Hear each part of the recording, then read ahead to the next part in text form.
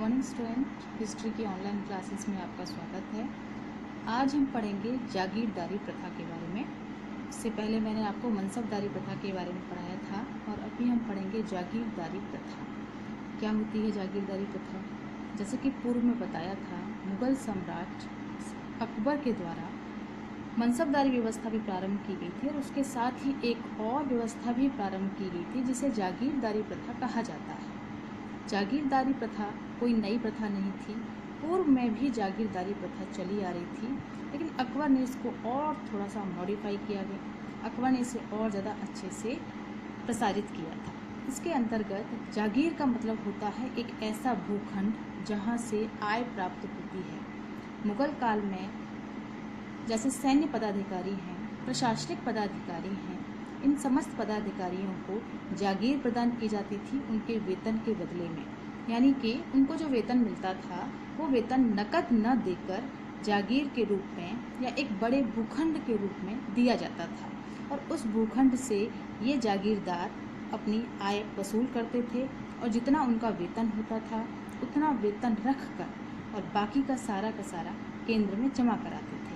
वैसे तो जो जागीर इन्हें मिलती थी वो जागीर इनके वेतन के बराबर ही मिलती थी, फिर भी जब थोड़ा बहुत बचता है तो उसे वो केंद्र में जमा कराते थे। तो इस प्रकार जागीरदारी प्रथा एक ऐसी प्रथा थी जिसमें एक बड़े भूखंड का वितरण सम्राट के द्वारा अपने समस्त बड़े वरिष्ठ पदाधिकारियों को या मंत्रियों को दिया जाता था। नेक्स्ट हमारा पॉइंट आएगा, जागीरदारी प्रथा कितने पार्ट्स में डिवाइडेड थी। तो जागीरदारी प्रथा दो प्रकार की दी जाती थी। पहली होती थी तनख्वाह जागीर। तनख्वाह जागीर यानी कि ये एक अनुबंध के आधार पर होती थी। सम्राट मनसबदारों को, अपने वरिष्ठ पदाधिकारियों को, मंत्रियों को ये जागीरें प्रदान करते थे। उनका जितना वेतन होता था उस वेतन के बदले में उन्हें ये जागीर मिलती थी। जागीर यानी कि एक बड़ा भूखंड जिससे उन्हें आय प्राप्त होती है और उस आय से वो अपने वेतन की पूर्ति करते हैं।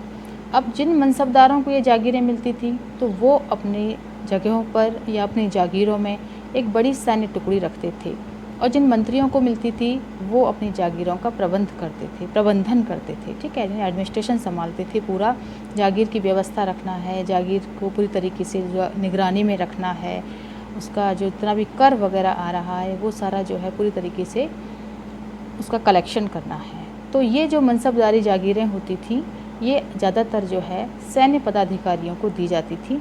इसके अलावा जो है अनुबंध के आधार पर जो तनख्वाह जागीर दी जाती थी वो कुछ अन्य मंत्रियों को भी दी जाती थी। दूसरे प्रकार की जागीर होती थी इनाम जागीर।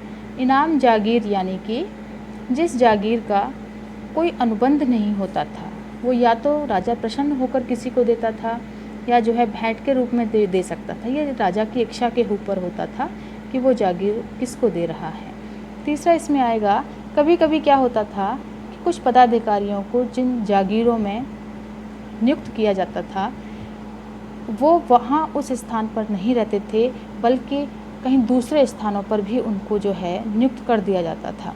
यानी कि जो जागीरें बांटी जाती थी वो अपनी जागीरों से यदि वो दूर जगहों पर रह रहे हैं या दूर स्थानों पर रह रहे हैं और यदि अपनी जागीरों की देखरेख नहीं कर पा रहे हैं तो ऐसी स्थिति में ये जागीरदार अपनी जागीरों को इजारे पर दे देते थे। इजारे पर, ठीक है, आप समझ सकते हो, देख सकते हो, इजारे पर दे देते थे। तो ये इजारेदारी वाली जागीरें होती थी, तो इजारे पर भी देने की व्यवस्था उस समय पे थी। तो इस प्रकार जो जागीरदार होते थे वो अपनी अपनी जागीरों का प्रबंधन करते थे, अपनी जागीरों से आय वसूल करते थे। उनका जितना वेतन होता था उतने वेतन के बराबर वो रखते थे और बाकी की जो है केंद्र में जमा कराते थे। इसके अलावा इसमें एक चीज़ और आएगी कि कि इजारे पर दी जाने वाली जो जागीरें होती थी वो जागीर तो उसी मनसबदार की होती थी या फिर मंत्री की होती थी जिसको सम्राट देता था, लेकिन उसकी व्यवस्था करने का जो कार्य होता था वो किसी दूसरे व्यक्ति को होता था। यानी कि एक तरीके से आप समझ लीजिए कि जैसे हम किसी चीज़ को किराए पर दे देते हैं वैसे ही इजारे पर भी जागीरें दी जाती थी। अब इसके आगे एक पॉइंट और आएगा, जागीरदारों के कार्य कि जागीरदार क्या क्या कार्य करते थे। इसमें सबसे पहला है हमारा जागीर को व्यवस्थित करना। ठीक है, आप देख सकते हैं जागीर को व्यवस्थित करने का काम, जागीर को व्यवस्थित करने का काम जागीरदार का होता था। ये उसकी सबसे महत्वपूर्ण जिम्मेदारी थी कि वो अपनी जागीर को बहुत अच्छी प्रकार से व्यवस्थित करे, जो लोग वहाँ रह रहे हैं उनकी सारी सुविधाओं का ध्यान रखे और पूरी तरीके से जो है उसमें कोई अव्यवस्था न फैले। ठीक है, सेकंड पॉइंट इसमें आएगा जागीर से कर वसूल करना। ये भी जागीरदारों का दूसरा प्रमुख कार्य होता था, जागीरों से कर वसूल करना, यानी कि जो जागीरें उन्हें मिलती थीं उन जागीरों से कर वसूल करने का काम जागीरदार का ही होता था। जागीरदार जितना वेतन जागीरदार का होता था उतना वेतन के बदले वो कर लेता था और उस कर में से अपना वेतन काटकर बकाया जितनी भी राशि बचती थी उसे केंद्र यानी कि सम्राट तक जमा कराते थे। तीसरा उसका महत्वपूर्ण काम होता था सैनिक टुकड़ी रखना। ठीक है, अब आप इसमें थोड़ा सा ध्यान दीजिएगा प्लीज़। इस सैनिक टुकड़ी रखने का काम सिर्फ मनसबदार या मनसबदार जागीरदारों को ही होता था, यानी जो मनसबदार होते थे, जो बड़े वरिष्ठ मनसबदार होते थे, उन लोगों को सैनिक टुकड़ी रखने के लिए या उनके मनसब के बराबर जो उनका वेतन होता था उसके बदले में उन्हें जागीर मिलती थी।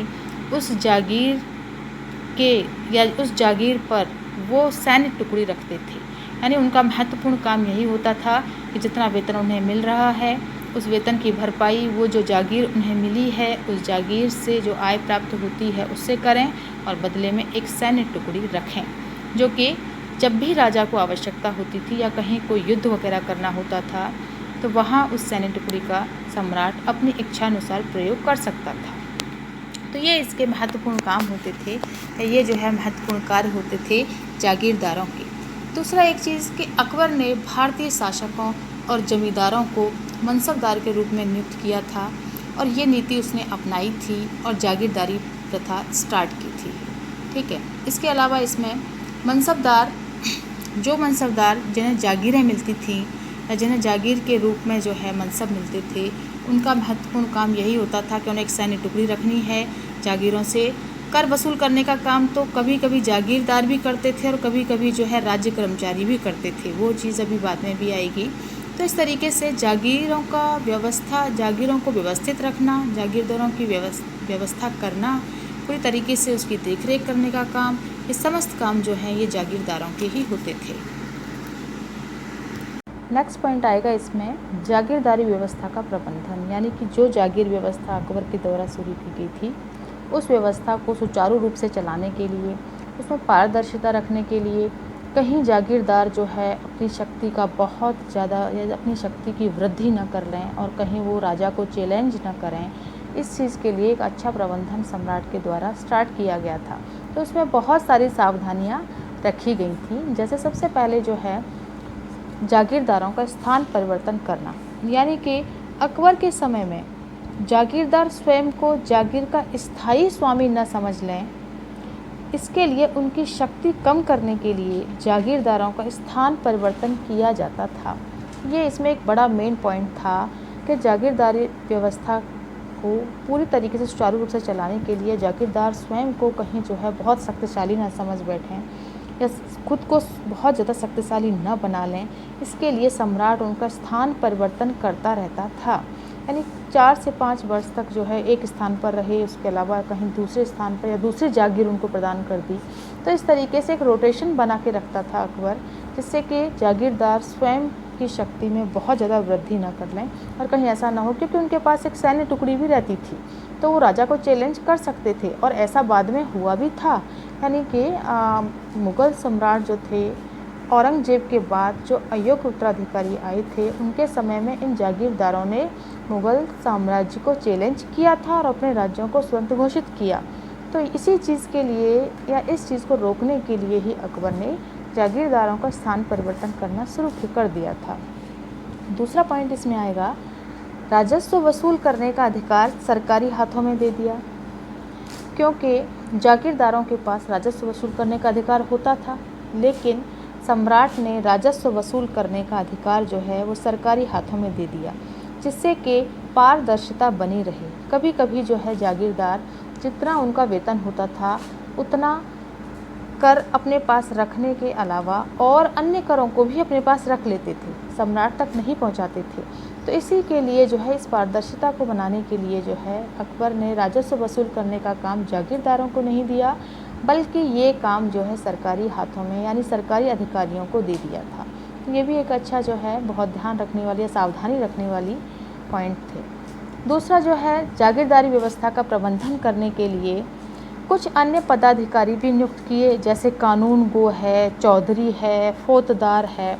फौजदार का काम शांति व्यवस्था बनाने का था, चौधरी का जो है कर आदि वगैरह एकत्रित करने का काम होता था, कानून गो का काम भी जो है पूरी कागजी कार्यवाही वगैरह ये सारी चीज़ें देखना था।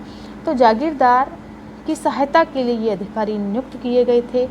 इनका काम यही होता था कि वो जो है जागीरदारी में शांति बनाए रखें। दूसरा एक और आया था इसमें पॉइंट कि यदि किसी जागीरदार अपनी जागीर में अच्छा प्रशासनिक कार्य नहीं कर रहा है, तो यदि उसकी जागीर में कोई दुर्व्यवस्था पाई गई है तो उसके बाद उसे दंडित करने का काम भी सम्राट का होता था।